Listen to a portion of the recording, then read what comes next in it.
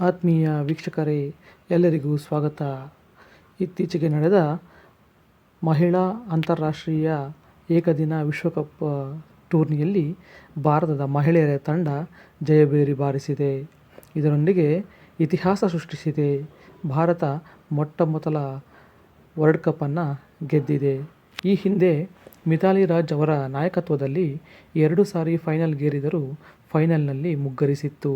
ಈ ಬಾರಿ ಆ ಬರವನ್ನು ನೀಗಿಸಿದೆ ಹರ್ಮನ್ಪ್ರೀತ್ ನಾಯಕತ್ವದ ಭಾರತೀಯ ಮಹಿಳಾ ತಂಡ. ಇದರೊಂದಿಗೆ ಇತ್ತೀಚೆಗೆ ನಡೆದ ಎಲ್ಲ ICC ಟೂರ್ನಿಗಳಲ್ಲೂ ಕೂಡ ಭಾರತ ತನ್ನ ಪ್ರಾಬಲ್ಯವನ್ನು ಮೆರೆಯುತ್ತಾ ಬರುತ್ತಿದೆ. ಏಷ್ಯಾ ಕಪ್ನಲ್ಲೂ ಗೆದ್ದಿದೆ, ಚಾಂಪಿಯನ್ಸ್ ಟ್ರೋಫಿನಲ್ಲೂ ಗೆದ್ದಿದೆ, T20 ವರ್ಲ್ಡ್ ಕಪ್ನನ್ನು ಗೆದ್ದಿದೆ. ಈಗ ಮಹಿಳೆಯರ ಸರದಿ.